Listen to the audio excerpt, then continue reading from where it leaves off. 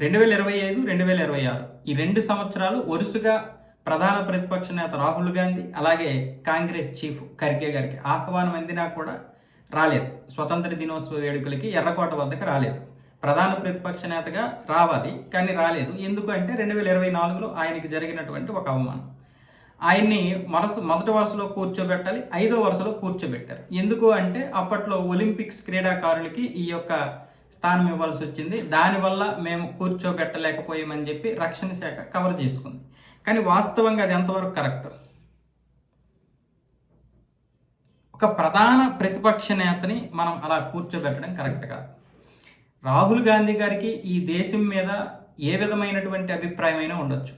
అది జాతీయ భావజాలానికి దగ్గరగా ఉందా లేదా, ఆయన సిద్ధాంతాలు ఏంటి అనేది నేను ఇంతకుముందు కూడా చాలా వీడియోలో చెప్పాను.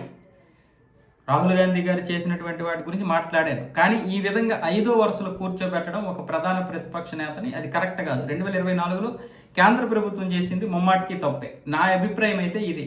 అది కరెక్ట్ కాదు. ఇప్పుడు మీరు ఇస్తున్నది రాహుల్ గాంధీకా లేకపోతే నరేంద్ర మోదీకా, ఎవరైనా సరే అక్కడ ప్రతిపక్ష నేత ఎవరైనా ఉండొచ్చు, పేరు ఇంపార్టెంట్ లేదు. ఆ ప్రతిపక్ష హోదా అనే దానికి చాలా గౌరవం ఉంది. అది మనం గౌరవించాలి. ఆ విషయంలో రాహుల్ గాంధీ గారు ఎలా వస్తారు చెప్పండి? 5వ స్థానంలో పెడితే ఆయన అందుకే మొదటి స్థానంలో ఇస్తే నేను వస్తానన్నారు. నేను అనేది అంటున్నదే, సిద్ధాంతాలు భావజాలం గురించి మీరు పక్కన పెట్టేయండి. ప్రతిపక్ష హోదా అనే దానికి మాత్రం మనం గౌరవం ఇవ్వాలి. ఆ రోజు చేసింది కరెక్ట్ కాదు.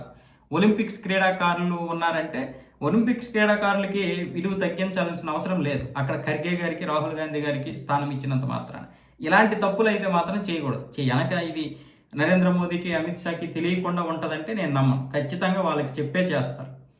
ఎందుకంటే తర్వాత దెబ్బలు తినేది, తర్వాత తిట్లు తినేది, ఏదైనా యాక్షన్ తీసుకుంటే భరించాల్సింది రక్షణ శాఖ కాబట్టి ఖచ్చితంగా వాళ్ళకి చెప్పే చేస్తారు. ముఖ్యంగా రాజ్నాథ్ సింగ్ గారికి చెప్తారు, ఆయన వాళ్ళకి చెప్తారు. కాబట్టి ఏదైనా కావచ్చు, ఆ రోజు స్ట్రాటజిక్ ఏదైనా అవ్వచ్చు. ఒకవేళ ఇదే రాహుల్ గాంధీ గారిని అక్కడే కూర్చోబెట్టాలనేది మాత్రం కరెక్ట్ కాదు.